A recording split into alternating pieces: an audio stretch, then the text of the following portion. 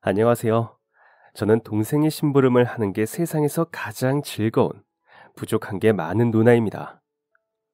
어릴 때부터 싸우기도 많이 싸우고, 고운 정보다 미운 정이 더 많이 들어버린 남동생과 저의 나이는 고작 2살 차이예요. 초등학교에 가기 전까지만 해도 이 누나를 세상에서 제일 무서워하던 동생이었지만, 나이를 먹고 덩치가 커지면서부터는 점점 저를 무서워하지도 않게 됐었답니다. 그런 동생이 어쩔 때는 흠씬 때려주고 싶을 만큼 밉고 싫을 때도 있었지만 누나의 그런 못된 마음과는 달리 고맙게도 제 동생은 공부를 참 잘했습니다. 책상에 앉아 책 속에 적힌 글자만 보아도 빌어먹을 잠이 쏟아지는 부족한 누나와는 달리 그 녀석은 공부머리가 아주 좋았어요. 학기마다 학교의 상장이라는 상장은 다 쓸어오고 반에서도 1등도 쉽게 했습니다. 그러니 점점 더 커갈수록 동생의 눈에 누나라는 존재가 한없이 초라하고 별 볼 일 없어 보였을 거예요. 그런 허접한 누나에게는 한없이 무뚝뚝하고 차가운 동생이지만 저는 알게 됐어요. 제 동생은 아주 착한 아이라는 것을 말입니다. 부모님께서 돌아가시고 외할머니께서 저희를 거두어 주시기 시작하셨을 때부터 동생이 다르게 보이기 시작했었어요. 아무리 친하고 가깝게 지내던 외할머니라지만 한 집에 살게 되면서부터는 솔직히 불편한 점이 많았습니다. 일단 집부터가 그랬어요. 비록 몇 평 되지 않는 전셋집이었지만 부모님과 함께 살 때 저는 꽤나 공주처럼 지냈었거든요. 두 분이 저를 그렇게 대하셨고 그렇게 키우셨으니까 그랬습니다. 하지만 할머니 댁에 와서 살기 시작하면서부터는 저는 더 이상 그 집의 공주가 될 수 없었어요. 외할머니께서는 언제나 손녀인 저보다 손자인 제 동생을 더 챙기셨습니다. 은주야, 은찬이 주게 저기 가서 고구마 좀 쪄와라. 겨우 중학생이었던 제게 외할머니께서는 대놓고 집안일을 시키셨어요. 저 먹으라고 그런 것도 아니었습니다. 매일 은찬이, 은찬이, 그 소리가 듣기 싫어 은찬이를 더 미워했었습니다. 저도 똑같은 손주인데 왜 손자만 좋아하는 건지 이해가 가지 않았거든요. 부모님께서 살아계실 때 종종 외가댁에 놀러 오면 외할머니께서 저를 얼마나 예뻐하셨었는데 더는 저를 예뻐하지 않고 늘 제 등 뒤에 은찬이만 찾으시는 할머니가 미웠습니다. 속이 정말 상했었어요. 중학교를 졸업하고 고등학교에 가면서도 할머니께서는 늘 제게 말씀하셨습니다. 너 이 할매 죽고 나면 어떡할래? 밥도 못하고 김치도 하나 제대로 못 썰어서 뭐 먹고 살래? 그 나무라는 듯한 말투가 서러워 눈물을 글썽거리면서도 그런 말에 온다는 것이 자존심이 상해 고개를 푹 숙이고 김치를 썰곤 했었어요. 그러면 할머니께서는 그걸 지켜보시다가 등을 돌려 주방을 나서면서 앓는 소리를 하셨습니다. 아이고, 내가 이것들 놔두고는 못 죽지, 못 죽어. 그럼 저는 그 말이 듣기 싫어 애꿎은 김치에 화풀이를 했었습니다. 할매는 왜 나만 시켜? 왜 나만? 그래도 저는 한 가지 사실만은 분명하게 알고 있었어요. 부모님이 돌아가시고 난 후 저희를 냉큼 데려와 주신 외할머니가 아니었더라면 동생과 저는 꼼짝없이 보육원 신세였을 거라는 것을 말이에요. 어머니 아버지의 수많은 형제들 중 그 누구도 저희에게 자비를 베풀어 줄 사람은 없었고 유일하게 따뜻한 손길을 내밀어 준 사람이 외할머니였기 때문입니다. 다들 어렵게 사는 형편에 해가 흐르면 흐를수록 점점 키가 전봇대만큼 커져가는 아이 둘을 선뜻 거두어줄 사람은 없었습니다. 외할머니께서는 늘 제게 그러셨어요. 불쌍한 것이라고요. 그 말의 의미도 모른 채 얼마나 싫어했었는지. 그런 제가 본격적으로 동생의 뒷바라지를 해야겠다고 결심한 건 제가 17이고 동생이 15일 때였습니다.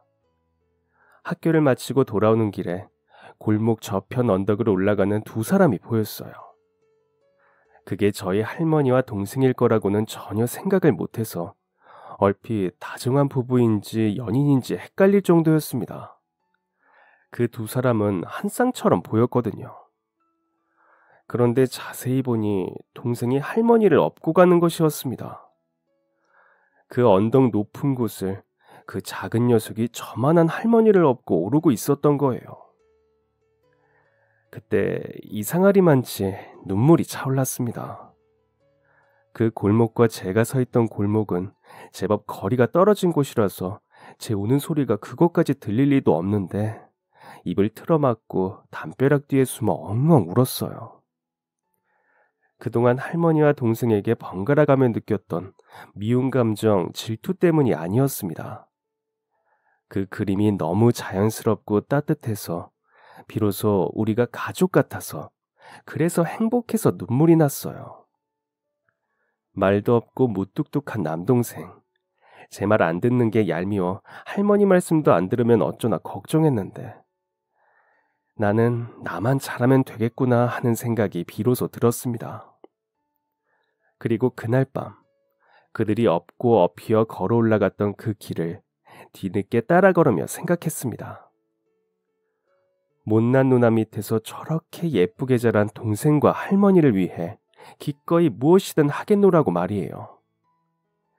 그때부터 할머니 몰래 우유 배달을 나가고 전단지 아르바이트를 하며 한 푼, 두 푼 모았습니다. 그리고는 그 돈으로 동생을 위해 문제집을 몰래 사다 책상 위에 두었어요. 동생은 별다른 말을 하지 않았습니다. 그냥 묵묵히 책상에 앉아 문제집을 풀었어요. 그럼 저는 그게 기특해서 또 몰래 아르바이트를 하고 또 몰래 문제집을 샀습니다. 1년, 2년이 흐르면서 동생의 성적은 쑥쑥 올라갔어요. 이대로라면 동생만은 좋은 대학에 갈 수 있을지도 모르겠다는 생각에 벌써부터 기쁘기 시작했죠. 좋은 미래가 기다리고 있는 느낌. 그런데 그렇게 제가 19이 되던 해에 할머니께서 돌아가시고 맙니다. 슬퍼하고 싶었습니다. 그동안 할머니께 못했던 것들, 상처드린 말들, 사소한 것 하나하나가 명치에 박혀 숨이 잘 쉬어지지 않았어요. 부모님께서 돌아가셨을 때보다 더한 감정이 저를 올감했습니다. 몇 년 전엔 어린 마음에 그 감정이 무엇인지도 잘 몰랐다지만 할머니께서 돌아가셨을 땐 이미 전 졸업을 앞둔 어엿한 성인이었습니다. 조금 더 자라서 조금 더 많은 감정을 알게 됐다고 해서 그렇게나 더 가슴이 아플 줄은 몰랐어요. 죽음이라는 건 도대체 무엇이길래 남아있는 사람들의 가슴에 대못을 박는 것인지, 죽지 않고 살 수 있다면 얼마나 좋을까 하는 세상에 대한 원망까지도 들었었어요. 하지만 결코 오래 슬퍼하지는 않았습니다.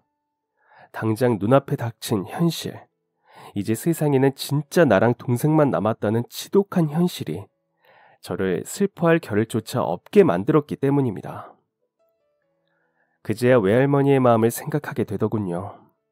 사랑하는 딸과 사이를 한날 한시에 잃고도 손주들을 먹이고 키워야 한다는 이유로 마음껏 슬퍼하지도 못하셨을 할머니의 마음을 말이에요.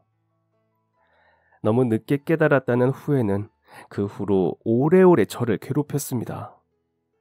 그게 얼마나 감사한 일이었는지 어린 저에게 세상은 깨달을 기회를 주지 않았었어요. 오갈 데도 없고 보호자도 없이 둘만 덜렁 남은 저희를 딱하게 여긴 외삼촌이 할머니와 살던 집에 계속 살 수 있도록 도와주셨습니다. 여전히 비좁고 제대로 된 것 하나 없는 초라한 집이지만 할머니의 손때가 여기저기 묻어있는 그곳에 계속 지낼 수 있다는 것이 너무나 감사하고 기뻤어요. 그리고 그때부터 저는 동생에게 제 모든 청춘을 쏟아붓기로 결심했습니다. 할머니께서는 늘 입에 달고 사셨던 우리 은찬이 좋은 대학 들어가는 건 보고 가야지 하는 소원을 들어드리고 싶어서였습니다. 할머니와의 작별에 누구보다 슬퍼했던 것은 남동생 은찬이었어요. 어렸을 적 장난감을 가지고 싸우다 어머니께 호되게 혼났던 날, 이후로는 남동생의 그런 퉁퉁 부은 눈을 처음 보는 것이었습니다. 어이없고 갑작스러웠던 부모님의 사고 소식에도 말도 안 된다며 어금니를 꽉 깨물고 울음을 참아내던 동생이었어요. 초등학교 5학년짜리일 때는 울지도 않던 녀석이 고등학교 1학년이 돼서는 울음을 터뜨린 것입니다. 그런 걸 보면 그런 것까지 저희 남매는 참 닮았다는 생각이 들었습니다. 그만큼 저희 둘에게 할머니와의 이별은 큰 전환점이 되었어요. 여전히 누나 말이라면 틱틱대기부터 하는 얄미운 남동생임에는 변함이 없었지만 저는 사랑하는 남동생의 꿈과 사랑하는 할머니의 소원을 위해 기꺼이 대학을 포기하고 일을 시작했습니다. 어차피 공부머리가 없어 좋은 대학도 가지 못할 저였습니다. 이도 저도 아닌 곳에 입학을 해 돈이나 날릴 바엔 그 돈을 동생한테 쓰고자 했어요. 하지만 19의 나이에 일자리를 구하는 것은 여간 쉬운 일이 아니었습니다. 주유소나 야간 알바 같은 것을 해서라도 돈을 많이 벌고 싶었지만 여자라는 이유로, 그리고 미성년자라는 이유로 잘 받아주지 않았죠. 그래서 시작한 아르바이트가 고깃집 아르바이트였습니다. 3시간 서빙을 하고 3시간 설거지를 했어요. 몸은 죽어라 힘들었지만 통장에 조금씩 쌓여가는 돈을 보면 뿌듯했습니다. 그걸 생각하면 못된 손님들 앞에서도 잘만 생글생글 웃음이 나왔고, 손님 실수로 뜨거운 불길에 아끼던 긴 머리를 홀라당 태우고 나서도 웃음이 나왔으니까요. 어쩌면 그때 웃어넘긴 에너지로 지금의 제가 있는지도 모르겠습니다.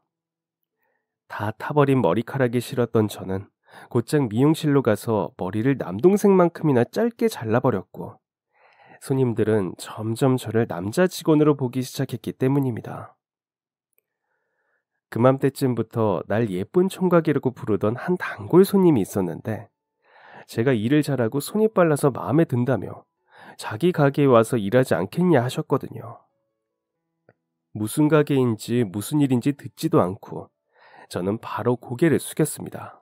그때가 고깃집에서 일한 지 1년 조금 넘었을 때이니 20살이 갓 되었던 때입니다. 감사합니다. 열심히 하겠습니다. 하고 말이에요. 그렇게 찾아간 그 사장님의 가게는 중국집이었습니다. 저를 보시자마자 대뜸 오토바이 탈 줄 알지? 하고 묻는 통에 저는 또 냉큼 거짓말을 해버리고 말았죠. 오토바이는 시트에 앉아본 적도 없으면서 운전을 할 줄 안다고 말입니다. 그런데 얼마 안 가 그 거짓말은 몽땅 들통이 나고 말았습니다. 이야기를 나누던 사장님께서 아르바이트 계약서를 쓰자고 종이를 내미셨기 때문이에요. 저는 아주 자랑스럽게 이자로 시작하는 주민등록번호를 적어 내려갔습니다. 그리고 계약서를 가져가 읽어보시던 사장님의 낯빛은 점점 어두워져 갔어요. 어이, 너 여자야? 남자 아니고? 아차 하는 생각이 들었습니다. 고깃집에서 일할 때부터 저를 남자로 알고 계시던 사장님이었습니다. 그런데 제가 적어 내려간 주민번호를 보고 충격을 받으신 듯 했어요. 속이려고 한 적은 없었지만 그냥 겉보기에 충분히 오해할 만한 상황이 그렇게 되어버린 것이었지만, 사장님의 굳어버린 표정을 보니 마음이 초조했습니다. 그리고는 역시나 예상했던 것처럼 사장님의 입에서는 나오지 말아야 할 말이 나오고야 말았어요. 여자면 곤란해. 미안하다. 난 네가 당연히 남자인 줄 알았지. 여자애가 어떻게 오토바이를 몰고 철가방 일을 해. 이제 안 되겠다. 정말 미안. 응? 저는 좌절했습니다. 월급도 고깃집보다 훨씬 더 많이 쳐주신다는 말에 냉큼 고깃집 일을 그만두고 달려온 것이었거든요. 이대로 물러서기엔 억울하다는 생각이 들었습니다. 그래서 난생 처음 부모님 앞에서도 하지 않던 고집을 부렸습니다. 그런 게 어딨어요, 아저씨. 아저씨가 일 시켜주신다고 해서 저 고깃집도 그만두고 온 거란 말이에요. 이제 와서 물으면 전 어떻게 하라고요. 저 솔직히 오토바이 운전할 줄 모르거든요. 근데 시키면 뭐든 잘할 수 있어요. 진짜예요. 그리고 아저씨 저 남자인 줄 알았죠.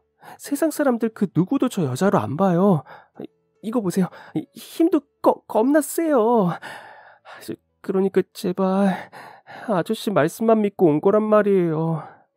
동생 학비 마련하고 생활비도 벌어야 하는데 제 동생 공부 진짜 잘하거든요. 근데 누나가 돈을 못 벌어서 그래서 대학 못 가면 아저씨가 책임질 거예요. 완전 억지뿐인 소심한 반항이었어요. 당연히 안 된다는 대답이 돌아올 게 뻔해서 마지막 항의를 하고 싶었던 것 같습니다. 어쩜 다시는 못 볼 사이이니 하고 싶은 말이라도 실컷 하고 돌아서자는 마음이었어요. 그런데 화를 낼 줄 알았던 사장님께서 갑자기 어이없다는 듯 소리내어 웃으며 물어오셨습니다. 야, 너 방금까지는 나보고 사장님이라더니 갑자기 왜 아저씨라고 그러냐? 그 질문에 저는 조금 의기소침해진 말투로 말끝을 흐리며 대답했습니다. 그야 절 안 써주실 거면 더 이상 사장님이 아니니까 아저씨가 맞지 않느냐고 말이에요. 그랬더니 사장님께서는 말씀하셨습니다. 그럼 너 내가 숙제 줄게. 해내면 일하게 해주마. 그렇게 사장님께서는 제게 오토바이 운전을 배워오라는 숙제를 내주셨습니다. 기본적으로 운전을 할 줄 알아야 일을 할 수 있다는 말씀이셨어요. 제가 진짜 공주인 줄 알았던 어린 시절은 그렇게 기억 속에서 다 잊혀졌습니다. 머리를 짧게 자르고 오토바이를 몰고 철가방을 들고 배달을 나가는 저는 중국집 사나이가 되었습니다. 요즘은 배달 어플이 생겼지만 그때 당시에는 그런 것 따위는 없었습니다. 오직 전화 주문, 쿠폰의 개수로 단골임을 확인하고 주소로 손님을 기억하던 시절. 그래서 지금의 배달 업체와는 달리 저는 오로지 그 짜장면집의 소속이었습니다. 일은 참 힘들었어요. 신속 정확이 생명이던 그때 그 시절 철가방 일은 길도 잘 모르고 운전도 서툴렀던 제게 지뢰밭이나 다름없었습니다. 시도 때도 없이 실수를 해대서 사장님께 혼나기도 많이 혼나고 손님들한테 욕을 얻어먹으며 배달했던 짜장면을 얼굴에 뒤집어 쓰기도 했었으니까요. 쉬운 일이 없다고들 하지만 그때 참 힘들었던 것 같습니다. 그러던 어느 날엔 손님들에게 늘 어딜 가나 받는 질문을 받기도 했었습니다. 군대는 갔다 왔고? 머리 스타일 때문인지 입고 다니는 옷 때문인지 그게 아니면 제가 하는 일 때문인지 어딜 가든 그 누구도 저를 여자라고 생각하지 않았었어요. 하긴 대중목욕탕 여탕에 짜장면 배달을 갔다가 옷 갈아입던 아주머니들한테 변태로 찍혀 몰매를 맞기도 했으니 그것에 비하면 그 정도 오해는 양반이었습니다. 나 여자예요 하고 옷을 벗어 보여주기까지 얼마나 고되었었는지를 생각하면 정말 아찔합니다. 그리고 누군가에게 저의 그런 고충을 털어놓으면 다들 하나같이 하는 말들이 있었죠. 그러지 말고 머리를 그냥 기르면 어때? 머리라도 길면 사람들도 여잔가 남잔가 고민 정도는 해볼 텐데 머리까지 짧으니까 더 재볼 것도 없이 그냥 남자라고 생각하는 거 아닐까? 저도 물론 알고 있었습니다. 머리라도 기르면 더 이상 남자로 오해받아 난감한 상황은 없을 것이라는 걸요. 하지만 저는 머리를 기르고 싶지 않았습니다. 그냥 세상 살아가는 게 그게 더 편했다고 해야 할까요? 중국집 배달 일만 해도 그렇습니다. 제가 딱 보기에 여자처럼 보였더라면 아무리 설득해도 사장님의 마음을 돌릴 수 없었을 것이었어요. 그리고 외할머니 영향도 적지 않게 있었습니다. 긴 세월 혼자 살아가셨던 할머니께서 왜 늘 짧은 머리를 고집하며 지내셨는지 그 마음을 조금 헤아려보고 싶었어요. 막상 그렇게 지내보니 결론은 편해서였던 것 같지만 말이에요. 일도 고단하고 늘 피곤과 싸움에 지내야 했지만 제가 벌어간 돈으로 동생에게 좋은 것을 먹이고 공부할 수 있게 도와줄 수 있다는 건 정말 큰 기쁨이었습니다. 그게 제게 진심으로 기쁜 일이 아니었더라면 저는 결코 그 모진 수모들을 겪어가며 오랫동안 그 일을 하지 못했을 거예요. 할머니께서 떠난 이후 저희는 한동안 서먹했었습니다. 그냥 무얼해도 할머니 생각이 났으니까 그랬던 것 같아요. 그래도 그게 그렇게 오래가지는 않았습니다. 결국에 서로에게 의지할 수밖에 없는 관계인 것 같았어요. 가족이라는 존재가 그래도 아직 곁에 남아있다는 것에 감사해야 할 일이었죠. 시간이 흐르고 흘러 할머니를 업고 골목 언덕을 오르던 조그맣던 남동생은 어느덧 저보다도 훨씬 키가 크고 덩치가 좋은 19이 되었지만 여전히 제 동생임에는 변함이 없었습니다. 훌쩍훌쩍 커버리는 게 낯설고 어색하다가도 여전히 누나에게 예의가 없는 걸 보면 깜찍한 제 동생임이 확실했었어요. 조금 컸다고 대들고 큰 소리를 낼 때면 속으로 참을 인을 새기면서도 화가 날 때가 많았지만 그래도 공부 하나만큼은 착실하게 잘하는 아이라서 미워할 수가 없었습니다. 그렇게 하나뿐인 혈육인 동생의 생각을 하며 힘든 일도 잘 버텨내는 것이 제가 살아가는 방식이었습니다. 그러던 어느 여름날, 푹푹 찌는 더위와 맞서는 눅눅한 장마가 찾아왔습니다. 장마철은 물론이고 비가 오는 날이면 제가 하는 일은 늘 곤욕스러울 수밖에 없었어요. 왜 사람들이 유독 비가 오는 날에는 더 배달 음식을 많이 시켜 먹곤 하잖아요. 끝이 보이질 않는 눅눅하고 뜨거운 장마 속에 저희 짜장면 가게 역시 전화통에 불이 나도록 주문이 들어왔었습니다. 그런 날엔 사실상 저녁 식사를 할 시간은 없다고 보면 됩니다. 저만큼이나, 아니, 저보다 더 바쁜 사장님은 연신 제게 미안해하시며 배달 갔다 돌아오는 길에 식당에서 밥 사 먹고 들어오라고 지폐를 쥐어주셨지만 사장님을 두고 혼자만 뱃속을 채운다는 게 차마 제 양심이 허락하질 않아 사양했었습니다. 밀려가는 주문을 보면 밥 생각도 잘 잊혀졌고 말이에요. 그날도 그렇게 정신없이 이 집 저 집에 철가방을 들고 홍길동처럼 뛰어다니다 어느새 마지막 주문 배달을 가던 길이었습니다.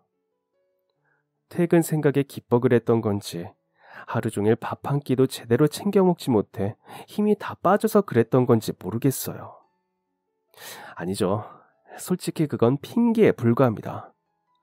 그날 일은 무조건 100% 제 잘못이었거든요.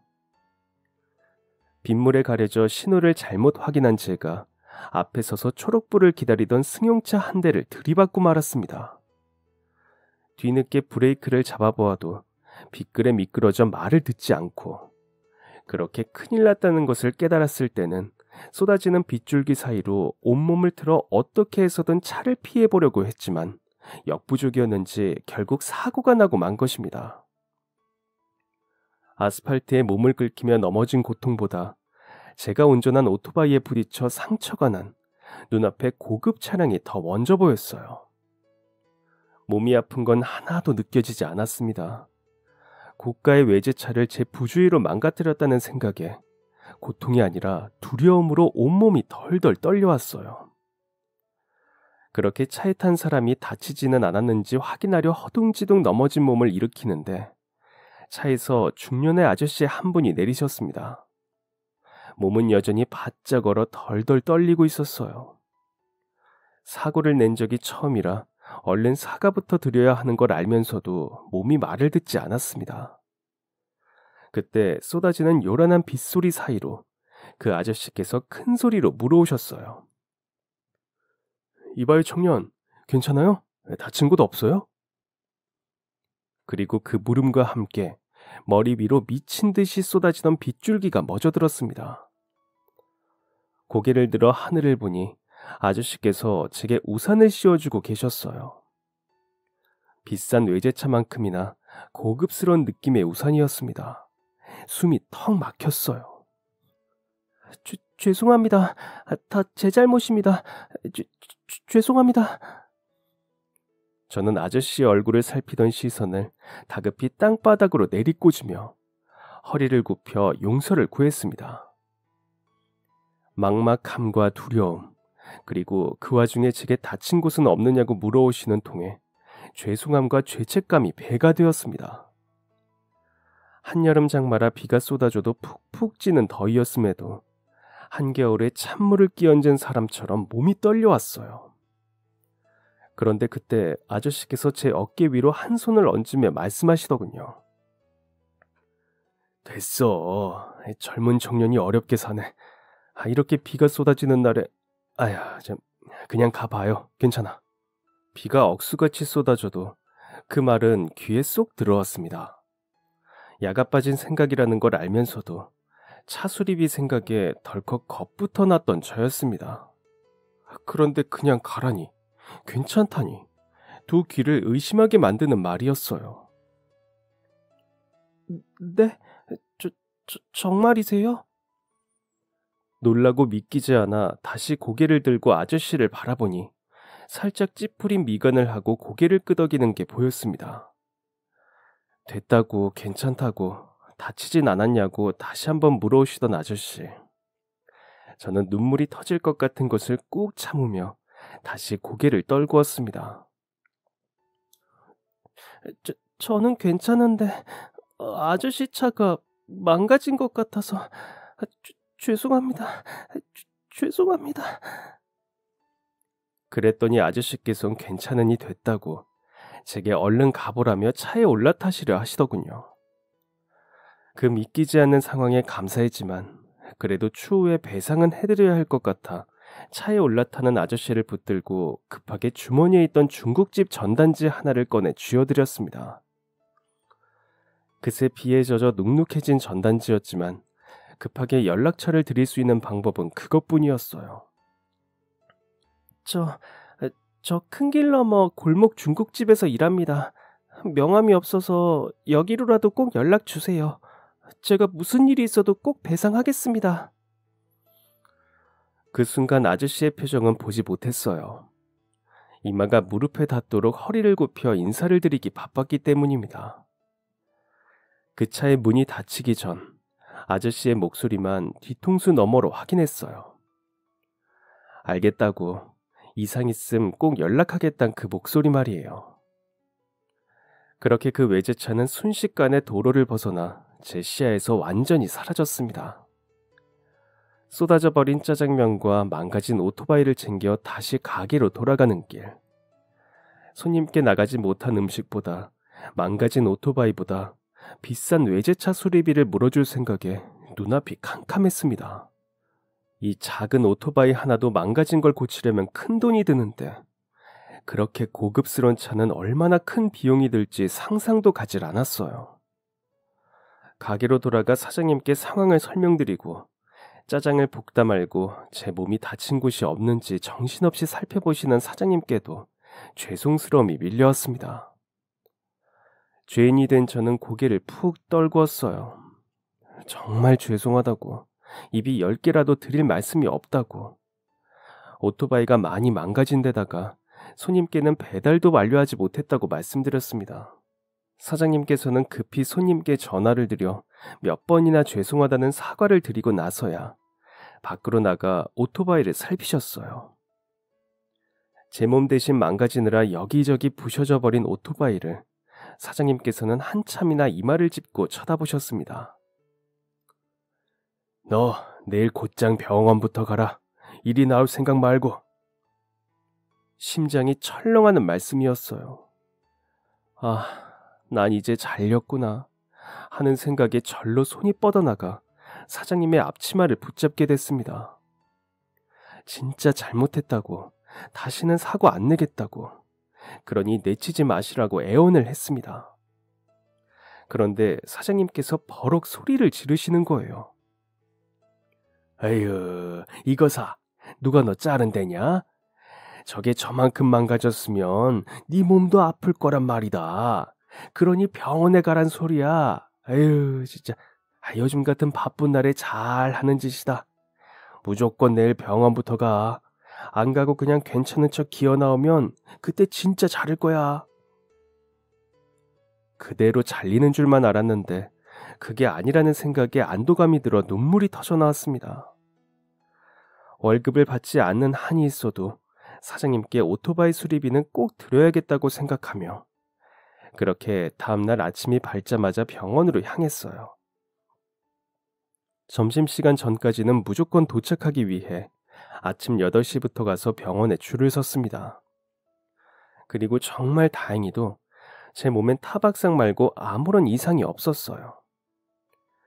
자꾸만 저는 오토바이와 그 외제차가 저를 살렸다는 생각이 들었습니다.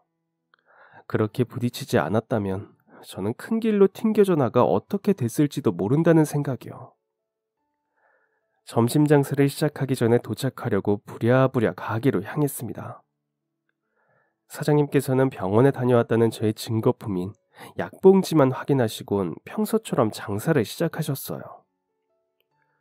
가게 앞에는 처음 보는 새 오토바이가 놓여 있었고 한 달이 넘도록 촉각을 곤두세워 전화기에 집중했지만 그 아저씨의 연락은 오지 않았습니다. 그렇게 지겹고 무서웠던 긴 장마가 끝나고 폭염주의보가 내려진 어느 날이었어요. 대낮에 걸려온 주문전화 한 통에 부랴부랴 배달을 나섰습니다. 오토바이를 타고 달리는데도 날이 어찌나 더운지 헬멧 사이로 땀이 삐질삐질 흘러내렸어요. 아스팔트의 뜨거운 기운이 고스란히 제 몸을 타고 전해지는 지독한 무더위였습니다. 도착한 곳은 동네에서 꽤 부자들이 산다고 유명한 한 고급 아파트였어요. 중국집 배달 일을 시작하기 전까지는 우연이라도 와볼 일이 없었던 비싼 아파트. 평생 한번 타볼 일이 있긴 할까 싶었던 그 고층 아파트의 엘리베이터가 있는 곳으로 뚜벅뚜벅 향했습니다. 걷기만 해도 찜질방에 온 것처럼 뼛속까지 뜨거운 열기가 느껴졌어요. 아, 진짜 죽겠구나 싶어 헬멧까지 벗은 채 엘리베이터 앞에 도착했을 때였습니다. 누군가 괴로운 신음을 하며 바닥에 털썩 쓰러지는 것이 보였어요. 본능적으로 냅다 달려가 쓰러지는 그 사람을 붙잡았습니다. 가까이서 본 그 사람은 여든이 넘어 보이는 한 할머니셨어요. 할머니 정신 차리세요. 눈 감지 마시고 저 보세요. 완전히 정신을 잃고 쓰러진 것은 아니었던 건지 할머니의 눈꺼풀이 느리게 꿈벅거렸습니다. 제 무릎 위로 거의 눕다시피 쓰러진 할머니의 이마와 목덜미엔 땀이 흥건했어요. 열이라도 식혀드려야 할 것 같은데 가진 것이라곤 땀에 절어 뜨끈한 헬멧과 철가방 속 펄펄 끓는 짬뽕뿐이었습니다. 그때 할머니께서 말씀하셨어요. 아유, 더워가지고 힘이 빠져서 집에 나 얼른 가려 했는데 엘리베이터가 이 집이 10층인데 덜컥 겁이 났습니다. 불규칙한 숨소리와 끊어지는 말투, 손끝에 느껴지는 할머니의 온도에 무작정 할머니를 등에 업었어요. 헬멧과 배달 가던 철가방은 이미 바닥에 내버려둔 지 오래였습니다. 10층까지 가면 대개 누구라도 계시겠지 싶어서 그런데 할머니를 들쳐업고 엘리베이터 버튼을 아무리 눌러보아도 말을 듣지를 않더군요. 그제야 엘리베이터에 있던 고장이라는 문구가 눈에 들어왔습니다. 어떡하지? 어떡하긴 뭘 어떡하겠습니까? 냅다 계단으로 향했습니다. 할머니께서 혹시나 정신을 잃으실까 계속 할머니 대답하시라고 불러대며 계단을 올랐어요.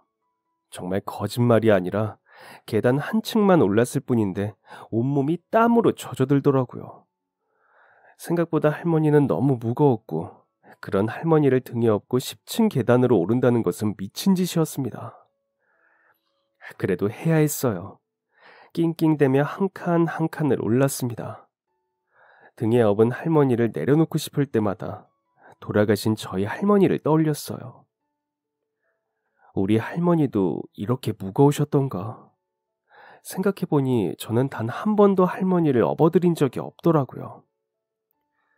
기억 속엔 골목 언덕길에 할머니를 등에 업고 오르던 중학생짜리 제 동생의 모습이 떠올랐습니다. 그 어리고 작은 애도 할머니를 업고 먼 길을 올랐는데 나도 할 수 있다. 그렇게 간신히 5층까지 올라왔을 무렵 할머니의 주머니 속에서 핸드폰 벨소리가 울렸어요. 혹시 댁에 계시는 보호자일지도 모른다는 생각에 핸드폰을 꺼내 액정을 확인했습니다. 아들이라고 적힌 번호였어요. 저는 서둘러 전화를 받았습니다. 저는 배달하던 사람인데 지금 할머니께서 고장난 엘리베이터 앞에 쓰러질 뻔하셔서 댁으로 모셔가고 있다고 계시면 문을 좀 열어달라고 말입니다. 그런데 절망적인 말이 들려왔습니다. 무척 당황하고 울먹이는 목소리로 지금 집에 아무도 없다고 하더군요. 바로 갈 테니 문 열고 들어가 할머니를 좀 부탁드린다는 말에 그러기로 약속하고 나머지 5층을 올랐습니다. 댁에 아무도 안 계신다는 생각에 더 조바심이 들더라고요. 숨이 차고 등에 업은 할머니와 제 열기가 맞물려 힘이 하나도 없었습니다. 그래도 간신히 문을 열고 들어가 할머니를 눕혀드리고 물수건으로 땀을 닦아드리니 할머니께서 눈을 제대로 뜨기 시작하셨습니다. 집안의 열기도 만만치 않아 서둘러 에어컨도 켰어요. 그제야 늦어버린 배달이 생각나더군요. 할머니 괜찮으세요? 이제 좀 정신이 드세요? 여쭈니 할머니께서 고개를 끄덕이며 저를 바라보셨어요. 그 표정에 얼른 마실 물을 떠다 가져다 드렸습니다. 고맙다고 말씀하시는 할머니의 목소리에 마음이 놓였어요. 불규칙적이던 숨소리도 멎어든 것 같았습니다. 저는 서둘러 자리에서 일어났어요. 제가 일을 하던 중이라 가봐야 해서요. 곧 아드님 오실 거예요. 시원하게 계세요. 아시겠죠? 일어나지 마시고 아드님 오실 때까지 편하게 누워 계세요. 행여 돌아선 사이 무슨 일이라도 생길까 몇 번이나 당부를 드리고 떨어지지 않는 발걸음을 뗐습니다. 돌아서며 짬뽕을 시킨 손님에게 바로 전화를 걸었어요. 가는 길에 사정이 생겨 제때 가져다 드리지 못했다고 금방 다시 가져다 드리겠다고 말입니다. 손님의 목소리는 약간 화가 난 듯 보였지만 그래도 다행히 양해는 해주시더라고요. 그렇게 안심하며 돌아서려는데 거실에 걸린 가족 사진이 눈에 들어왔습니다. 그리고 그 사진을 보자마자 두 눈을 의심했어요. 사진 속 한 남자의 얼굴이 익숙한 얼굴이다 했는데 얼마 전 제가 사고를 냈던 그 외제차 주인이었던 것입니다. 기막힌 우연에 흠칫 놀랐다가도 그때 신세를 지고도 갚지 못해 죄송했는데 이렇게나마 조금이라도 갚게 되는구나 하고 뭉클한 마음이 들었습니다. 비록 그 아저씨는 모르시겠지만 도울 수 있어 다행이었고 할머니를 돕기를 잘했다는 생각이 들었어요. 그렇게 신발을 다시 신는데 도어락이 울리고 그 아저씨께서 헐레벌떡 들어오셨습니다. 어머니! 하고 외치며 들어오시던 아저씨께서 저를 발견하시곤 제가 사진 속 아저씨를 확인하고 놀랐던 것처럼 흠칫 놀라셨어요. 아니, 이 청년이 왜 여기에? 저는 고개를 꾸벅 숙이며 1층에서부터 있었던 일을 차근차근 들려드렸습니다. 지금은 할머니께서 정신을 차리시곤 쉬고 계신다고. 아무래도 날이 너무 더워 열사병으로 쓰러지기 직전이셨던 것 같다고 말이에요. 이야기를 듣던 아저씨께서는 제 두 손을 모아 덥석 잡으시며 말씀하셨습니다. 정말 너무 고맙네 청년. 젊은 청년이 요즘 사람 같지 않게 어쩜 이렇게 남자답고 섬세하고. 우리 어머니 구해준 거 내가 보답하고 싶어. 정말 고마워서. 아저씨께서는 연신 고맙다는 말씀을 하시며 보답하고 싶은데 필요한 것이 없느냐고 물어오셨습니다. 애초에 보답을 바라고 할머니를 도운 것도 아니었고 그런 상황이라면 제가 아니라도 누구나 할머니를 도왔을 것이라고 생각했기에 저는 그 아저씨의 말씀을 사양하려 했어요. 맞잡은 손을 빼내고 아니라고 손살을 치던 그때 안방문이 열리고 할머니께서 천천히 걸어 나오셨습니다. 창서봐, 그의 사내 아니다. 청년이 아니라 숙녀여 이거사. 저 여린 것이 나를 업고 바들바들 떨면서 10층까지 올라왔어. 할머니께서는 눈썰미로 제가 여자인 걸 눈치채신 것 같았습니다. 제가 남자가 아니라 여자라는 말에 아저씨께선 큰 충격을 받으신 듯 했어요. 미안하다고, 자기가 실수했다고 말하며 사과를 하시던 아저씨께서는 조금 이해가 안 간다는 표정으로 제게 물어오셨습니다. 어쩌다 중국집 배달 일을 하고 있느냐고요. 머쓱한 웃음이 절로 지어졌어요. 동생이 공부를 진짜 잘하거든요. 그에 비하면 저는 공부머리가 없어서 세상에 혈육이라고는 누나뿐인데 좋은 대학 나와 직장 취직해서 용돈은 주지 못해도 이렇게 그 녀석 대학 가는데 작은 보탬이라도 되고 싶어서 이러고 있네요. 너무 안쓰럽게 보지는 마세요. 사장님도 좋은 분이고 동생도 공부 잘하고 있고 그래서 저도 행복하거든요. 주저리 혹여나 저를 안쓰럽게 여기어 동정심이라도 가지실까 싶어 솔직한 이야기 끝에 행복함을 강조해서 말씀드렸습니다. 그랬더니 아저씨께서는 아무 말씀 없이 어떻게 해야 할지 모르겠다는 눈으로 저를 바라보시기만 했고, 그런 저희를 보고 할머니께서 다가와 저를 안아주셨습니다. 힘도 좋고 씩씩하고 마음 따숩고 너는 분명히 잘 될 거야. 잘 살 거야.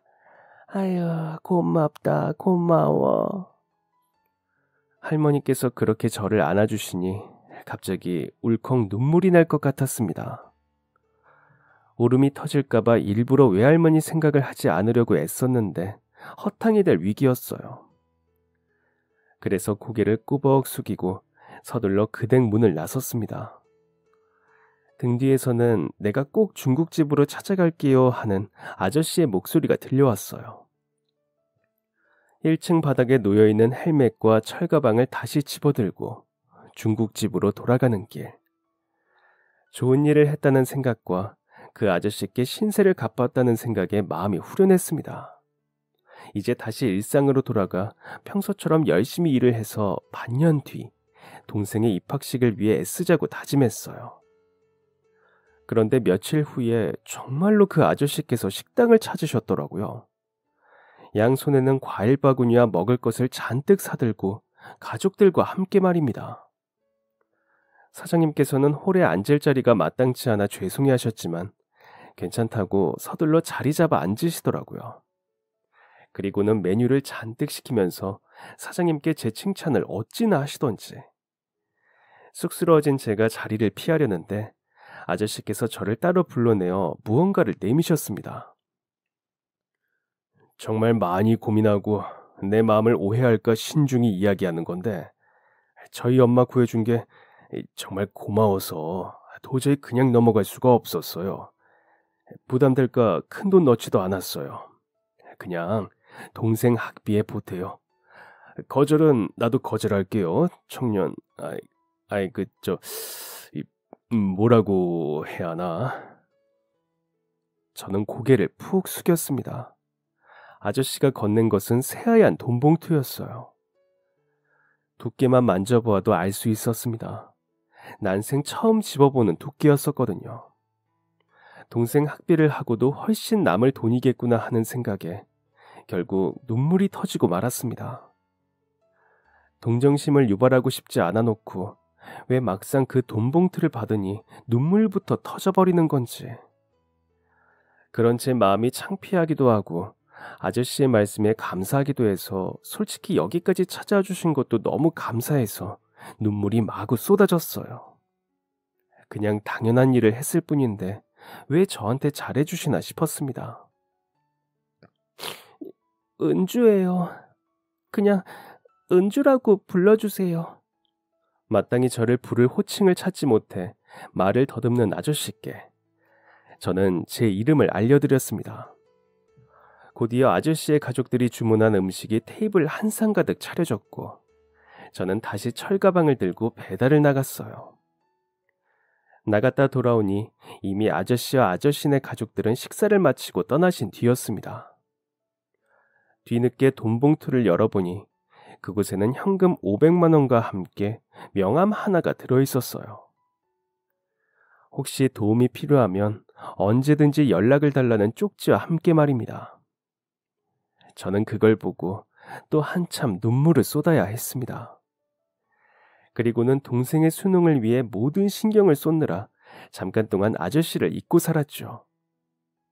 그렇게 동생은 원하던 대학에 마침내 입학했고 대학 졸업 후에는 회사를 다니다가 유학까지 다녀올 수 있었습니다. 나날이 승승장구하며 멋진 남자가 되어가는 동생을 보고 있으면 밥을 먹지 않아도 배가 불렀어요. 정말 대견했습니다. 동생이 대학을 입학할 때부터는 저는 종종 그 아저씨와 할머니께 연락을 드리고 동생의 소식을 전하며 인연을 이어오게 되었습니다.